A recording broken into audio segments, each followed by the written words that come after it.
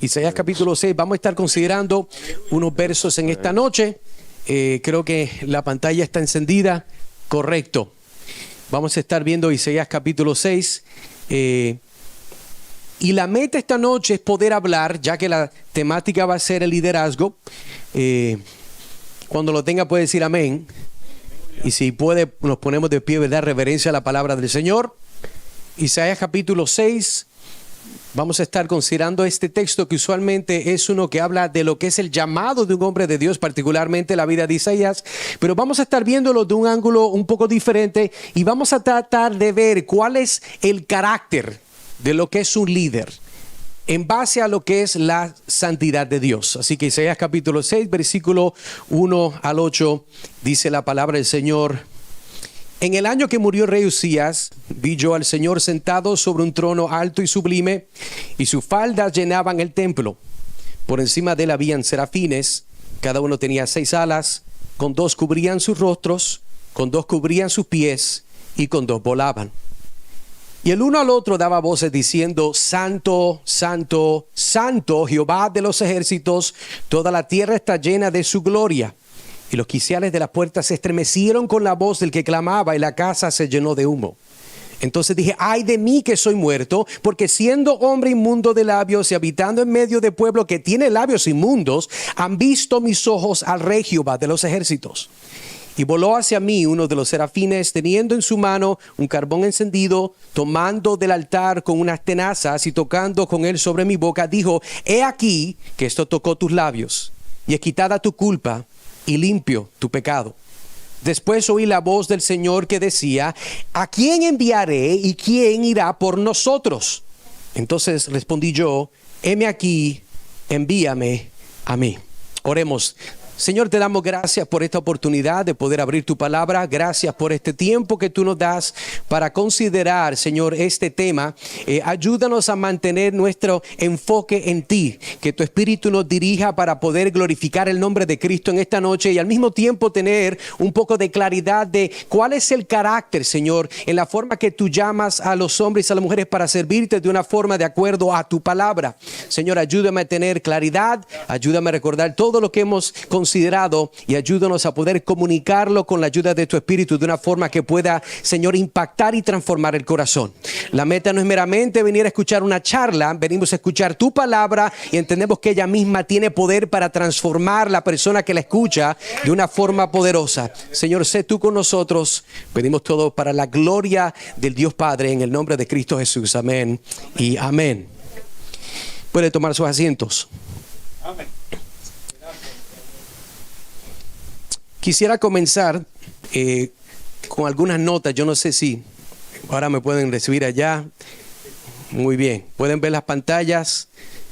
Muy bien. Ahora está viendo conmigo. Bueno, disculpe que la letra no es la más grande. A mí se olvidó el tamaño, las dimensiones de estos televisores, pero yo prometo que ya para el jueves no tuve tiempo de mandarle las notas. Las voy a crear. Le voy a crear un QR code y usted las va a tener. Así que no se preocupe. Yo no tengo problema en compartir las notas porque esto no es... Yo aprendo de mucha gente muerta, muchos que están vivos y la información no es mía. Pero sí quisiera comenzar con una introducción de lo que es este libro de Isaías, ya que muchas personas no han escuchado partes de Isaías, pero no han leído Isaías. Y creo que si vamos a poder sacar el sumo de beneficio de este escrito, debemos de entender entonces qué es esta carta de Isaías. Así que el libro de Isaías es uno de los libros más profundos, influyentes del Antiguo Testamento, sirviendo como piedra, muchas gracias, angular, para entender la profecía, la redención y la naturaleza de la relación con Dios con su pueblo. Escrito por el profeta Isaías, sus mensajes abarcan advertencias de juicio, promesas de gloria futura y las profundidades del plan de salvación de Dios. Entendemos obviamente que esto tiene un autor y un contexto histórico y hay mucho para decir, pero pudiéramos decir que las profecías de Isaías reflejan estos tiempos de crisis que el pueblo está pasando, ofreciendo tanto juicios contra el pecado como esperanza para un remanente fiel. Ahora, hay unos temas principales que vamos a estar viendo en este texto. Déjame decir aquí de nuevo la próxima dispositivo 1, 2, 3. Bueno, ese no es, ese es el láser. No va a dejar a nadie ciego, así que no sé. Muy bien, muchas gracias. Vemos que hay unos temas principales que no los vamos a cubrir, pero es importante para entender el contexto. Número uno, se ve el juicio y la redención. Isaías presenta una imagen clara del juicio de Dios contra el pecado, tanto dentro de Israel como entre las otras naciones circunstanciales. Vemos también que el siervo del Señor, un tema central en la figura del siervo del Señor, una representación profética de Jesucristo, cuya vida, muerte y resurrección se anticipan como medio de salvación para toda la humanidad. Otra temática que aparece en lo que estamos viendo en particular, que es la santidad de Dios. Eso es algo que nosotros hemos escuchado, tal vez no todos lo entendemos, pero es un buen libro para poder indagar y ver lo que es la santidad de Dios. Vemos el aspecto de la esperanza futura. El libro contiene vívidas profecías sobre el Mesías venidero, la restauración de Israel y el establecimiento de un nuevo cielo y tierra donde Dios reina en paz y total justicia. Tenemos entonces, ¿qué tiene que ver entonces este libro con nosotros en el día de hoy? Porque hay que hacer esa conexión. No meramente estamos leyendo algo viejo que alguien escribió en este aspecto, Dios por medio del Espíritu Santo en las manos de estos hombres, sino que Isaías habla poderosamente sobre la soberanía, justicia y salvación de Dios. Sus mensajes alientan la fidelidad, ofrecen esperanza en el plan definitivo de redención de Dios y llaman a los creyentes, a usted y a mí, a vivir a la luz de la santidad de Dios. Las profecías de Isaías sobre Cristo y el Evangelio también proporcionan una comprensión fundamental del plan de Dios para la historia de la salvación.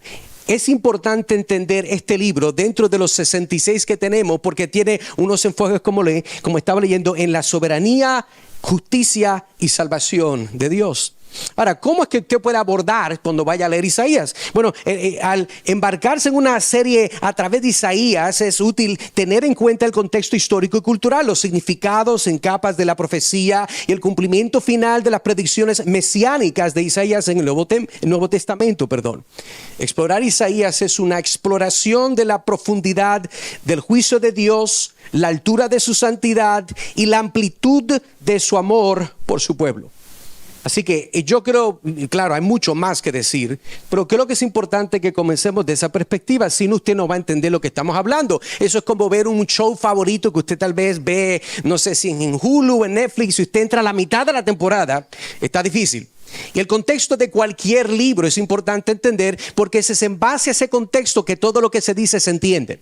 Entonces podemos pasar a la próximo dispositivo, y quiero que entonces entremos. Vamos a ver 6 puntos, si Dios lo permite, en estos próximos minutos. El primero que vamos a estar viendo sería en una conciencia de la santidad de Dios. Recuerda, estamos hablando el carácter del líder, el carácter de un líder bíblico, y el carácter de un líder bíblico vemos primeramente que tiene una conciencia de la santidad de Dios.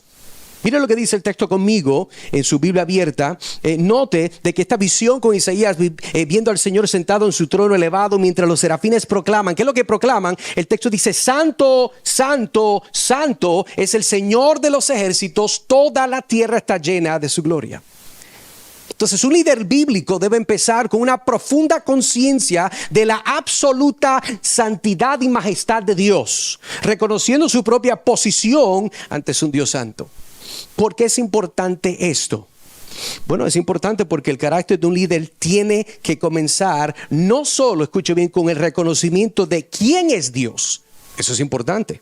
Sino que este único, sabio y soberano Dios es totalmente santo. Eso es muy importante. De las cosas que la palabra nos dice de Dios, no dice amor, amor, amor. Eso es lo que el mundo hoy en día quiere seguir trompeteando, diciendo Dios es amor. El problema es de que la Biblia lo que resalta no es el amor de Dios, sino que el amor de Dios se ve hermosamente dentro de este diamante con diferentes facetas, la cual la Biblia lo declara como santo. Esto es muy importante entender.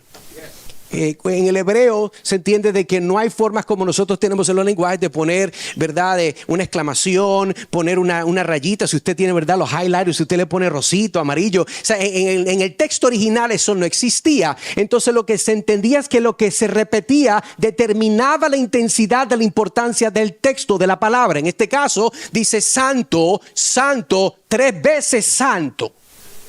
Hay un énfasis. Lo que se repite es enfático.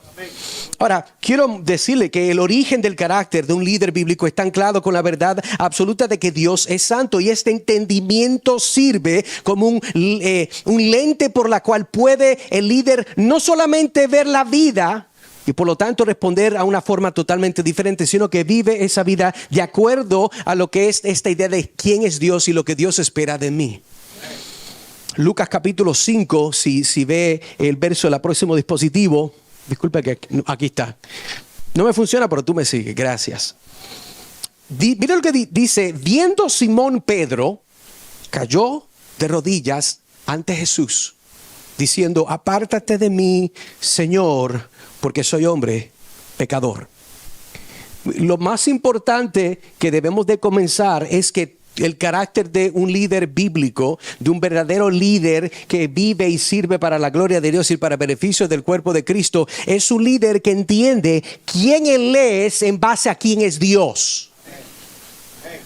En un mundo donde la gente quiere hacer que Dios sea como yo, es una falta de respeto, y por eso es que vemos tanto fracaso. Por eso es que vemos tanta situación no deseada. Vemos diferentes tipos de, ¿verdad? Bueno, usted ve las noticias. Fulano de tal le pasó esto, fulano de tal le pasó esto, se metió en problemas de dinero, etcétera, etcétera.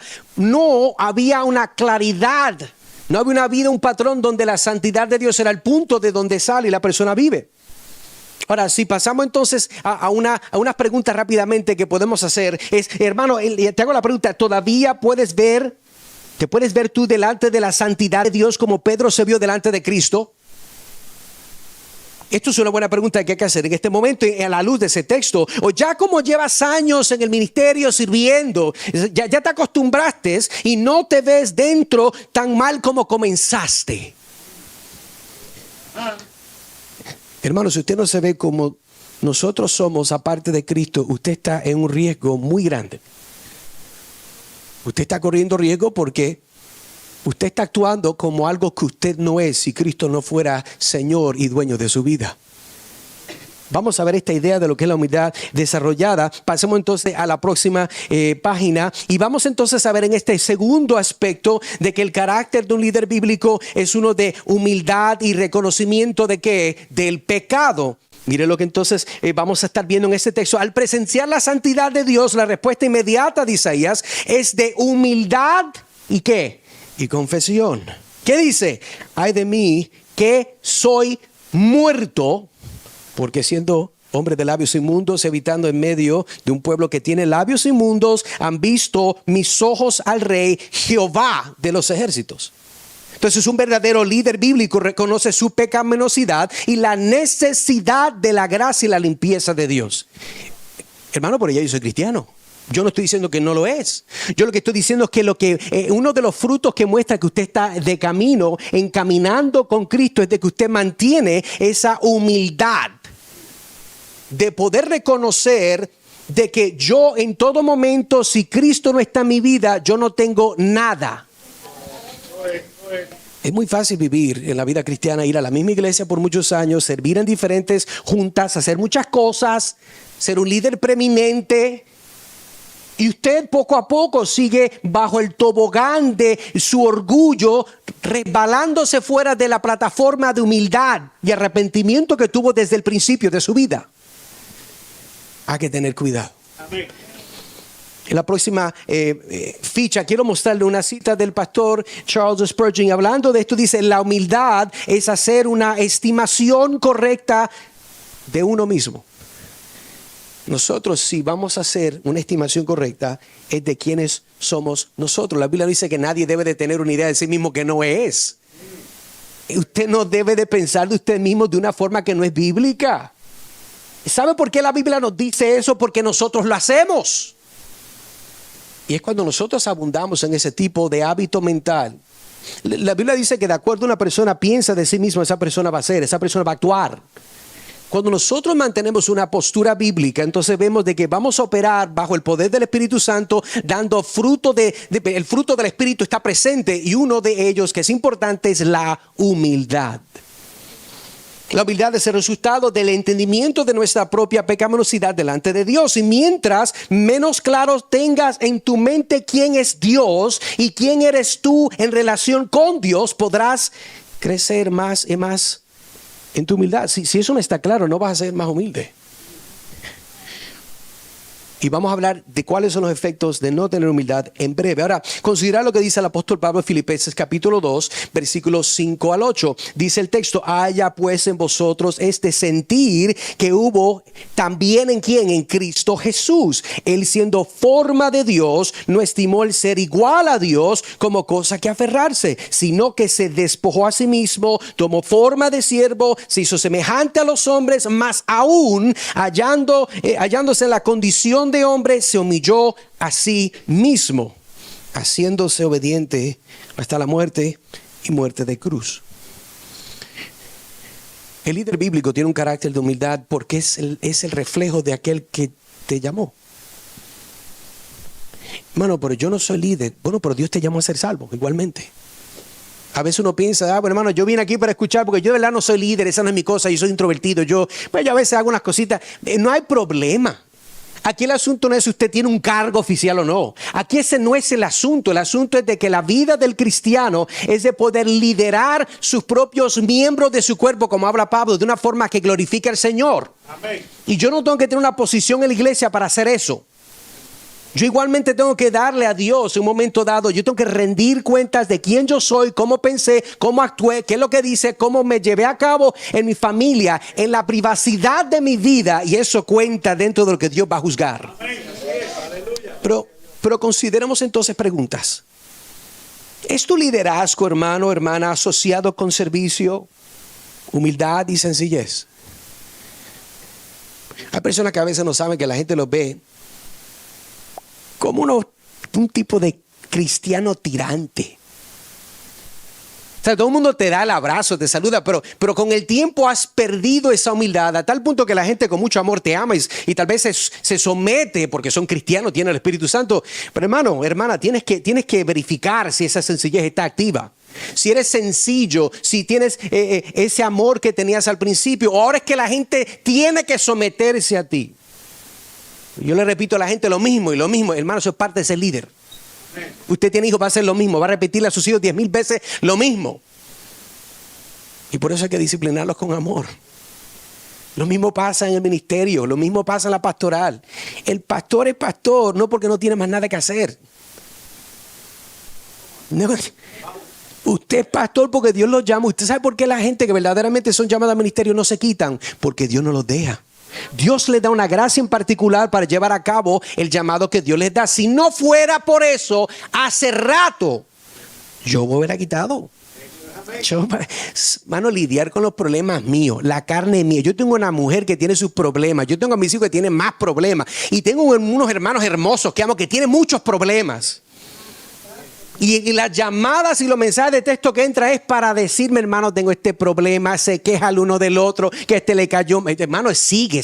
Y sabe que no hay problema, con mucho gusto los vamos a ayudar. Pero al fin del día, si usted fue llamado a correr esta carrera, usted debe de recordar que es una carrera, la cual es muy difícil, pero es una que tiene que ser corrida con humildad.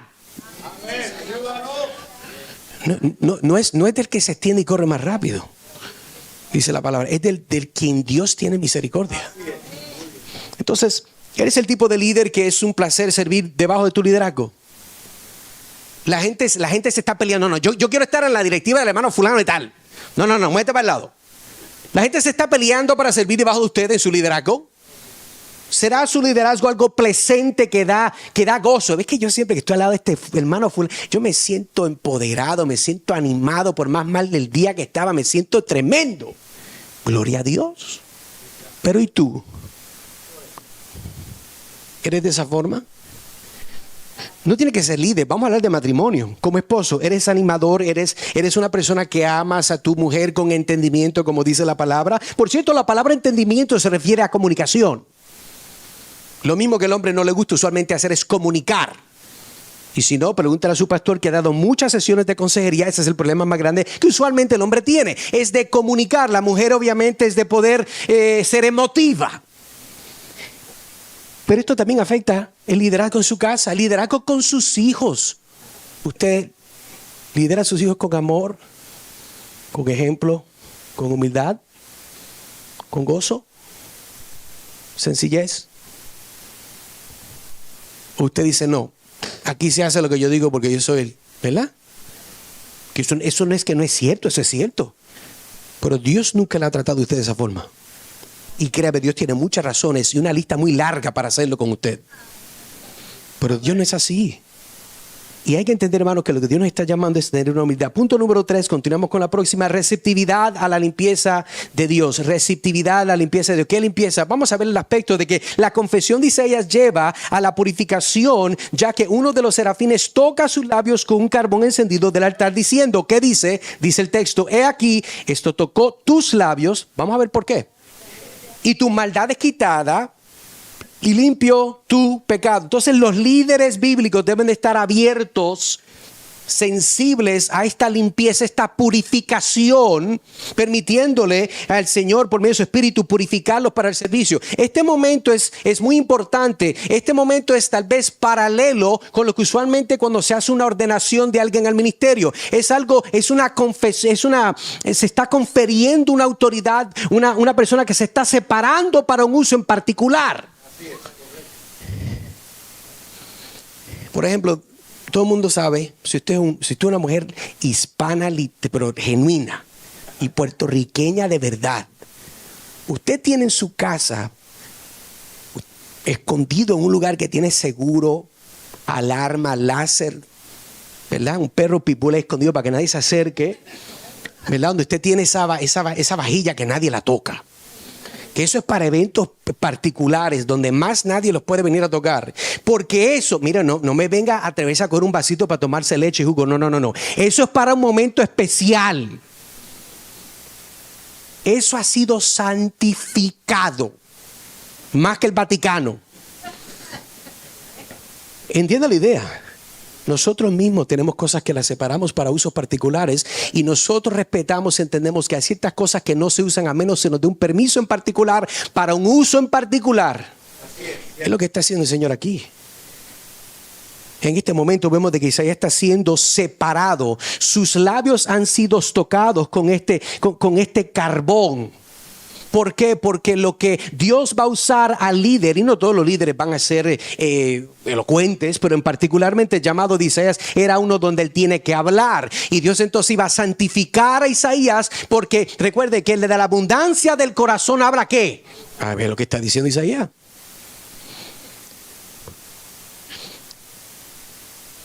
Vamos a la próxima. Mire lo que dice aquí. No todos, perdón que faltó la S, no todo llamado es igual, pero sí se requiere separación y dedicación. Le voy a dar 3 ejemplos rapidito. Jeremías, capítulo 1, versículo 4 al 10, no tiene que abrirlo, pero es un ejemplo que quiero dar. El llamado de Jeremías incluye un momento donde el Señor toca su boca y declara. Lo que está pasando con Isaías no es algo único. Dice, he puesto mis palabras en tu boca. Al igual que Isaías, Jeremías es comisionado directamente por Dios con énfasis en las palabras que hablaría de parte de Dios. Otro ejemplo sería Pedro. Lucas capítulo 5, versículo 8 al 10. Después de la captura milagrosa de peces, Pedro cae a los pies de Jesús. Ese fue el verso que habíamos leído ahorita. Declarándose un hombre pecador, Jesús responde diciéndole a Pedro que no tenga miedo y que de ahora en adelante él estaría pescando personas. Note que hay un momento particular en la vida de una persona cuando esa persona es señalada, esa persona es separada. Y este momento de humildad y reconocimiento de pecado conduce a la comisión de Pedro como discípulo y luego como apóstol. Tercer ejemplo es el de Pablo.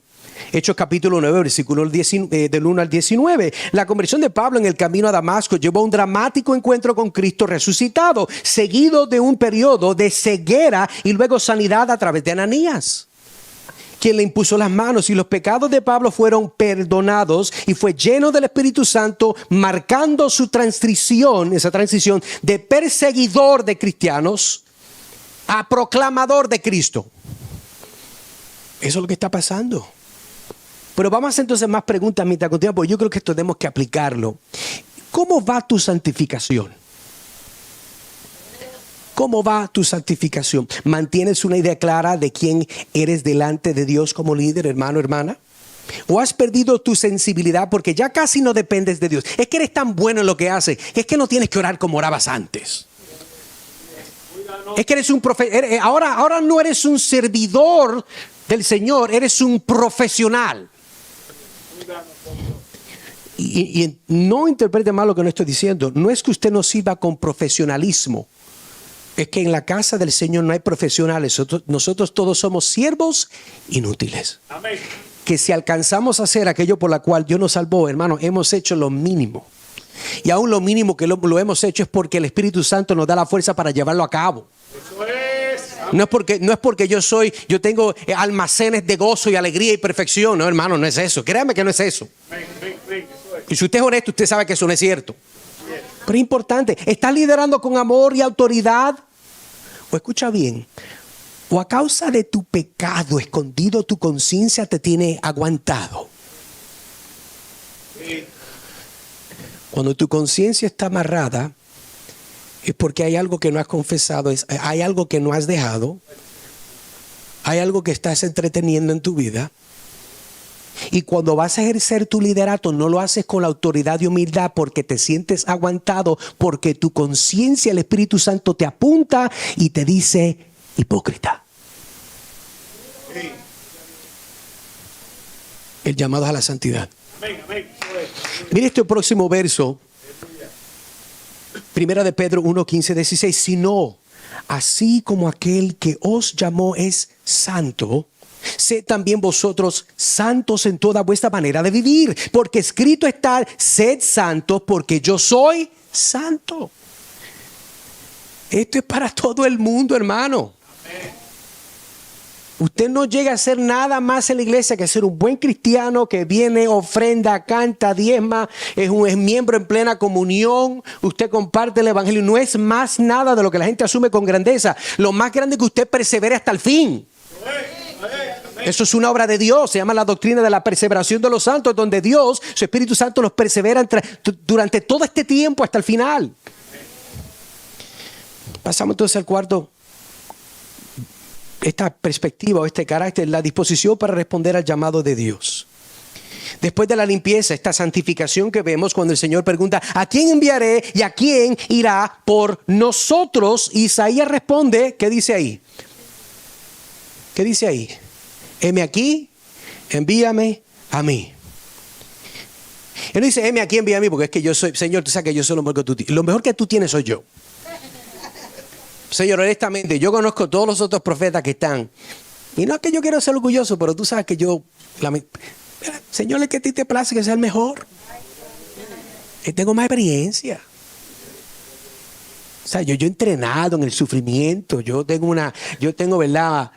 Me gané medalla de oro en las Olimpiadas del sufrimiento de la vida cristiana. Hay gente que piensa así. El liderazgo bíblico implica la disposición a responder al llamado de Dios sin importar los desafíos o incertidumbres que puedan presentarse. Y se van a presentar. La respuesta de Isaías en este versículo, heme aquí, envíame a mí, es una poderosa declaración de disposición y preparación para servir a Dios. A lo largo de la Biblia, hermano, hay varios individuos que mostraron una receptividad similar al llamado de Dios. ¿Qué es lo que ellos mostraron? Demostraron fe, obediencia y un corazón para el servicio. Déjenme darle unos nombres. Ponme la próxima diapositiva. Quiero darle unos nombres de unos ejemplos que usted más tarde lo puede leer. Número 1, Samuel. De acuerdo a 1 de Samuel, capítulo 3, versículo 10. Siendo un joven que servía en el templo, Samuel escuchó a Dios llamándolo por su nombre durante la noche. ¿Qué respondió? Habla, que tu siervo oye. Y después de darse cuenta de que era el Señor quien le hablaba, refleja una disposición para escuchar y obedecer las instrucciones de Dios. Déjeme decirle algo. Tal vez yo no creo, si yo estoy correcto en mi posición, Dios no le va a llamar así, durmiendo. Pero puede ser que su pastor lo llame.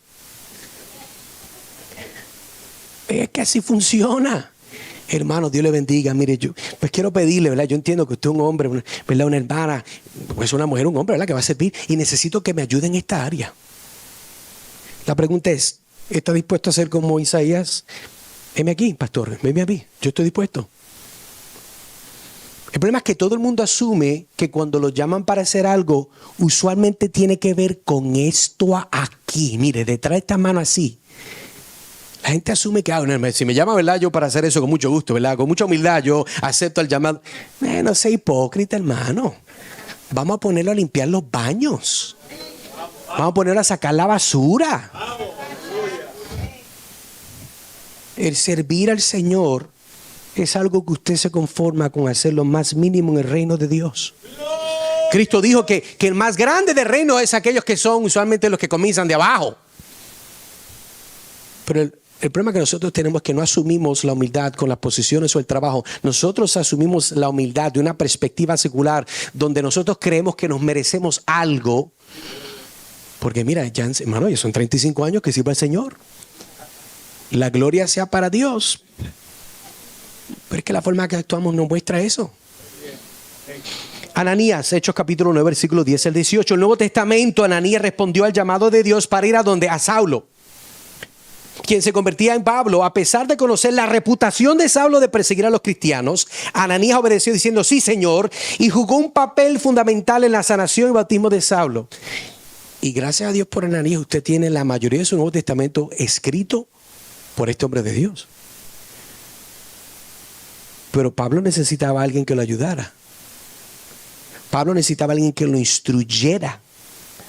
Y Pablo, que sabía la Biblia, ¿verdad? El Antiguo Testamento, el Torá de memoria, él sabía el libro de la ley, pero él no entendía quién era Jesucristo y cuál era el proceso de la iglesia.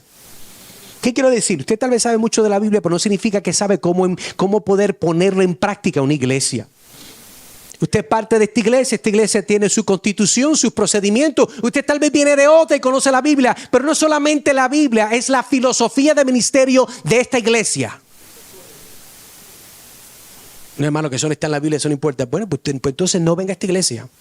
Si usted no se puede someter a los principios de una iglesia a la cual usted dice yo voy a ser miembro, pues entonces tiene que ser consistente en someterse con gozo a lo que dice esta iglesia, su filosofía y la forma que va a ser dirigida. Eso es parte de María, Lucas capítulo 1, versículo 38. Cuando el ángel Gabriel anunció a María que concebiría a Jesús, su respuesta fue de sumisión humilde y disposición para servir según el plan de Dios. He aquí la sierva del Señor, hágase conmigo conforme a tu palabra. ¿Usted cree que ya sabía lo que iba a pasar? ¿Usted cree que María sabía que iba a tener que soportar todo el abuso que iban a hacer con Cristo? No. ¿Usted cree que eso estaba dentro del plan? Sí, estaba dentro del plan. ¿Lo sabía ella? No, no lo sabía. ¿Usted cree que ella sabía que iba a tener que ver a su hijo siendo abusado injustamente en público? No. Por eso muchas veces nosotros decimos, Señor, úsame, Señor. Entonces lo que la gente usualmente se refiere a eso es porque han visto tantas películas de los Avengers y de DC, de Marvel, que ellos creen que van a hacer algo grandioso y todo el mundo al final, ¿verdad? Le van a dar la gloria a Dios, un aplauso a usted. No. Lo más probable con esas cosas nosotros si las decimos, si Dios en su infinita gracia la contesta, es que va primero a lidiar con tu carácter, tu orgullo, tu rebelión, para que puedas servir de una forma ordinaria por el Espíritu Santo para tal vez cumplir una función ordinaria que en realidad es una obra extraordinaria de Dios en tu vida. Pero eso no es lo que nosotros pensamos. Por último, vemos los discípulos. Cuando Jesús llamó a Pedro, Mateo capítulo 4, versículo 18 al 22, Pedro, Andrés, Santiago y Juan, para seguirlo, ellos inmediatamente dejaron sus redes y barcas, sus medios de ganar dinero. Ahora que se puso bueno. Yo no te estoy diciendo deja tu trabajo, no seas vago, sigue trabajando. Es que no le gusta trabajar. Gente que tiene ese olor, esa pestecita socialista que está por ahí dando vuelta. Bueno, reprende al diablo, eso no es para el cristiano. Trabaje, pero si Dios lo que está diciendo es, te pide todo por Él, Cristo lo vale todo por todo. Amén. Cada uno de estos individuos muestra que responder al llamado de Dios implica una posición para confiar en Él. Dar un paso de fe y abrazar la misión que Dios tiene para la vida de uno a menudo, a pesar de las incertidumbres o las influencias personales. Sus respuestas de estas personas que estamos viendo inspiran a los creyentes hoy a estar atentos y listos para servir cuando Dios los llame. ¿Usted está listo y atento? Pedro no era nadie. Y Pedro, aparte del Espíritu Santo, no era nadie. Pero cuando vemos entonces y cantamos el corito con la sombra de Pedro se sanaban los enfermos, y sabemos que no era la sombra, ni tampoco Pedro. Mire, Pedro era un hombre impulsivo, cabezón, difícil. Dios guarde, ¿verdad? Que usted, si una mujer, ¿verdad?, se canse con el Pedro de primera de Pedro, no con el Pedro de los evangelios. Son dos tipos de Pedro. El de primera y segunda de Pedro es más maduro, más experimentado, más sabio. El de los evangelios, bueno, ni siquiera sabe usar no sabe ni siquiera meterle un corte en la cabeza, corte oído.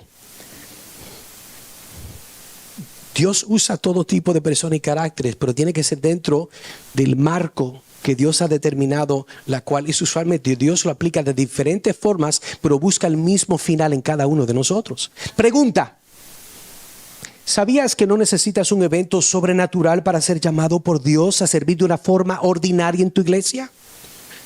Hermano, es que yo quiero que la gente sepa que Dios me llamó. Te está hablando ahora mismo. Amén. Y si estás en el teléfono, te lo estás perdiendo. Dios te está hablando ahora mismo. Yo no te vine a dar mis opiniones, yo vine a darte la palabra de Dios. Dios llama hoy en día de diferentes formas, pero no esperes algo extraordinario, sobrenatural. No sea orgulloso. Dios nos llama por medio de muchas formas ordinarias. Y Dios hace como Él quiere. Él puede hacerlo. No hay problema con eso. Pero nosotros a veces queremos fijarnos en eso para algún día, ¿verdad? De una plataforma. Decir, hermano, yo me acuerdo que yo estaba en la playa y se abrió el cielo y una voz vino y una mano se extendió y salieron 1000 palomas y yo sabía que Dios me llamó. Usted sabe que yo no me lo estoy inventando. Y de que a alguien de verdad le pasó, ojalá, gloria a Dios. Yo no voy a decir que eso no pasó, pero usted me entiende. ¿Está dispuesto a servir a una de las personas que Dios quiere, pero tú no quieres? Ananías tuvo que ir a ayudar a un terrorista. Si Dios te llama, ¿verdad? Para esos tiempos cuando existía Al Qaeda y tú estabas allá metido haciendo misiones, y Dios te trae que puedas ministrarle a Osama Bin Laden. Hay muchos de ustedes que pensarían 2 veces en cortarle el pescuezo. Yo lo sé, me pasa a mí también. Pero en este caso Dios usó a Ananías para ministrarle a un terrorista que había convertido, que aún la iglesia de Cristo estaba manteniendo de lejos porque no creía. El verdadero líder está dispuesto a creer lo que Dios está haciendo cuando se da la obra del Espíritu Santo. Y los frutos de la vida de Pablo evidenciaban que Dios estaba obrando. No es meramente la palabra, habían efectos, había frutos del Espíritu Santo para verificar, como si fuera un sello de que Pablo era propiedad de Dios. Quinto, obediencia a misiones difíciles. La comisión de Dios a Isaías no fue fácil y fue enviado a un pueblo que no escucharía ni entendería a predicar hasta que las ciudades quedaran desoladas sin habitantes. Un líder bíblico es obediente incluso cuando la misión es difícil y el mensaje es duro para que otros lo reciban. Mira lo que dice el texto conmigo. Versículo 9. Y dijo: anda y dile a este pueblo, oíd bien y no entendáis. Ve por cierto, pero no comprende. Pare ahí un momento y saque cuenta de lo que Dios le está diciendo a este hombre. Isaías, yo te escogí para que tú vayas a hablar con las personas, pero no te van a escuchar, no te van a oír y tú se lo vas a decir. Usted sufre de ansiedad. Ese llamado creo que está un poquito cargado si existiera como existe hoy. De que Dios te llame a hacer algo que te garantiza que no va a haber resultado. Gloria a Dios que eso no pasa de nuevo. Gloria a Dios que solo un tiempo en particular. Continúo leyendo. Dice: embota el corazón de este pueblo, endurece sus oídos y ciega sus ojos, para que no vea con sus ojos, ni oiga con sus oídos, ni su corazón entienda, ni se convierta y haya para él sanidad. Dice Isaías: yo dije, ¿hasta cuándo, Señor? Nota la pregunta que él hizo, que es natural, es apropiada. Él no dijo, todavía tengo que ir. No, le dijo, ¿hasta cuándo? Señor, ¿habrá un fin a esto que me estás diciendo? Es una pregunta lógica, porque si él entiende que manda un mensajero, Dios manda mensajeros para que haya un resultado, para que Dios pueda obrar. Pero Isaías dice, ¿hasta cuándo, Señor? Y respondió él: hasta que las ciudades estén asoladas y sin morador, y no haya hombre en las casas, y la tierra esté hecha un desierto, hasta que Jehová haya echado lejos los hombres y multiplicado los lugares abandonados en medio del país. El juicio de Dios. Dele gloria a Dios que Dios nos la ha llamado de ese tipo de ministerio. Ahí no hay página de Facebook para mostrar, ¿verdad? Las cruzadas. Ahí no hay cruzadas. La gente lo que va a es tirarte piedra. Te van a grabar un Facebook Live tirándote piedras, hablándote malo. Es que ese fue el llamado de él. Permítame entonces darle, mientras vemos, número 1, en este verso, quisiera poder hacer hincapié a ciertos puntos. Ponme la próxima. Ok, número 1, el llamado asegura que completarás la misión. El llamado de Dios asegura que vas a completar la misión, porque Dios no llama a nadie que no sustenta. Si Dios te llamó, es porque vas a completar. Ahora, de que tú lo creas en el camino, eso es otra cosa. Porque van a pasar momentos. Por eso mire el versículo 9 y dijo: anda y dile a este pueblo, oíd bien, no entendáis, ved por cierto, pero no comprendáis. Eso está difícil, pero Dios iba a sostener a Isaías. Segundo aspecto, note, el llamado siempre tendrá retos los cuales necesitas a Dios que te sostenga.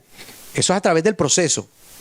Versículo 10, embota el corazón de este pueblo, endurece sus oídos y ciega sus ojos para que no vean con sus ojos, ni oiga con sus oídos, ni su corazón entienda, ni se convierta y haya para él sanidad. Hermano, ¿pero dónde está el amor de Dios? Dios envió un profeta que les hablara y ellos no iban a responder. Pero la misericordia de Dios se muestra para aquellos que odian a Dios en presentarle las buenas nuevas. Y Dios llama. Y para personas que están aquí hoy en día, si tú no eres cristiano, no te has arrepentido de tus pecados, Dios sigue llamándote. Por más difícil a veces que sea un poquito cabeciduro, Dios te sigue llamando, porque ese es el Dios que servimos. El Dios que te sigue, ven y sígueme. Ven y sígueme. Por eso Dios te llama y va a seguir repitiendo. Amén. Alguien dirá: hermano Nazario, ¿hasta cuándo? Yo no sé hasta cuándo. Hasta que la persona se arrepienta, Dios se lo lleve. Una de las dos. Dios es justo de todas formas. Número 3. El llamado concluye cuando Dios alcanza sus propósitos. Vemos entonces la pregunta, versículo 11. ¿Hasta cuándo, Señor? Bueno, el Señor está diciendo: hasta que yo termine derramar todo mi juicio sobre ellos. Termina. El llamado concluye cuando Dios alcanza sus propósitos. Amén, aleluya. Esto se ve mucho cuando una persona está sirviendo al Señor, y no tiene que ser un llamado pastoral, pero sencillamente, mire, si usted tal vez tiene un niño, un nieto, un sobrino, sobrina difícil, envuelto en problemas, drogas, en todo este arranque del mismo infierno, que si el LGBTQ y todas las letras que le añaden y todas las cosas, eso está pasando. Y uno a veces puede pensar como padre, tío, abuelo, pariente: Señor, ¿hasta cuándo? ¿Sabe por qué? Porque en muchos casos nos cansamos de repetir las cosas con amor, que quisiéramos tener la conciencia limpia para decir: ya me cansé, voy a parar. No pare. No pare. Siga hacia adelante. Amén. Siga teniendo fe y esperanza. Eso es. ¿Se acuerda, verdad? Otro corito: viva la fe, viva la esperanza, viva el amor. Pero si el amor, que es el mayor de todos, no está, es porque ya perdió la esperanza. ¿Qué más? Y la fe. Usted no puede perder la esperanza porque Cristo es tu esperanza. Usted no puede perder la fe porque no es algo que usted compró, se la dieron. Por lo tanto, tenemos que seguir hacia adelante, no importando qué tan difícil sea el trabajo. Preguntas: ¿sabes obedecer a tus superiores de una forma que glorifica al Señor? Jóvenes, ¿sabes obedecer a tus padres con un corazón que glorifica al Señor, aunque no seas cristiano? ¿Puedes ser humilde? Yo sé que te cuesta, pero ¿puedes aún hacer el esfuerzo? Puedes someterte a las pólizas de tu trabajo, por más chuecas que sean. Bueno, siempre y cuando no te pidan mentir, robar, ¿verdad? Y quebrar la ley de Dios. Dios requiere una obediencia no perfecta, sino una obediencia evangélica. ¿Qué es eso? Dios sabe que nosotros no hacemos nada perfecto porque todavía tenemos pecado y por eso estamos siendo santificados. Pero de una forma, bajo el poder del Espíritu Santo, nosotros podemos obedecer. Si Dios te llama, ¿aceptarás el llamado no importa cuán alto sea el precio? ¿Sabes qué? No hay cansancio, no hay molestia, no hay depresión, No hay disolución que te quite de lo que Dios te ha creado y llamado para hacer. Y eso debe ser de esperanza para ti hoy. Si Dios te ha llamado en tu hogar, ¿verdad? Como una madre, a criar tus hijos, a trabajar, cualquiera que sea el escenario de tu hogar, como padre, como joven, ¿verdad? Preparándote como un hombre para tener una esposa, casar, proveer, ser parte de esta comunidad activa. Hazlo. Todo el mundo a veces piensa que cuando hablamos de liderato y ministerio estamos hablando de algo dentro del aspecto eclesiológico, y no es el caso. Sí, Dios va a llamar a esas personas, pero Dios te llama a ti, a tu vocación. Tu vocación es tu llamado. Aquello que Dios te ha llamado. De ahí donde entendemos esa palabra. Dios te ha llamado a hacer lo que tú eres hoy. Si eres dentista, sé un dentista para la gloria de Dios. Si eres policía, sé policía para la gloria de Dios. Si eres abogado, si eres una persona que trabaja en el ministerio público, el magistrado, hazlo de una forma que agrada al Señor, pero hazlo con un carácter bíblico, hazlo con un carácter de la cual procede del entendimiento de la santidad de Dios. Y por último, número 6, confianza en la soberanía y planes de Dios. Esto es donde la gente le molesta. Si había un lugar donde la gente se molesta y se tranca, es en este. A pesar del mensaje inicial de juicio, el capítulo termina con una nota de esperanza. Depende de cómo usted lo lea. Un remanente volverá. Los líderes bíblicos confían en la soberanía de Dios y en sus planes redentores, incluso cuando no pueden ver los resultados inmediatos. Usted sigue trabajando. ¿Sabe por qué? Porque Dios lo llamó a trabajar. Hermano, pero ya llevamos tanto tiempo, no vemos ningún resultado. ¿Y qué tiene que ver eso? Oye. El resultado, hermano, entienda algo. Nosotros no hacemos algo por el resultado, aunque deseamos y debemos orar. Señor, queremos ver resultados, queremos ver almas convertidas después de tanto evangelismo, después de tanto esfuerzo. Señor, queremos ver nuestra comunidad ser salva para la gloria de Dios. Eso no es malo. Pero usted de momento perder la esperanza y la fe porque no ve los resultados que usted quería. Usted está mostrando que usted no honra a Dios. Usted honra al Dios que le da los resultados. Y eso es idolatría. Nosotros amamos a Dios.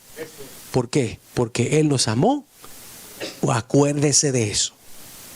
Usted no ama a Dios porque Dios le va a dar el backup que usted quiere en la forma que usted va a hacer las cosas. Nosotros pensamos así porque estamos manchados en este hombre viejo que todavía estamos tratando de pegarnos, ¿verdad? De pensar, yo quiero el crédito, yo creo que la gente me dé un elogio, yo creo que la gente, hermano, y no es malo elogiar a la gente. El Nuevo Testamento está en las cartas de Pablo. Pablo se le fascinaba a Pablo, quiero mandarle saludos a fulana, a sutano, toda la forma que me sirvieron. Él lo hacía, eso es bíblico. Pero no lo hacemos para eso. No.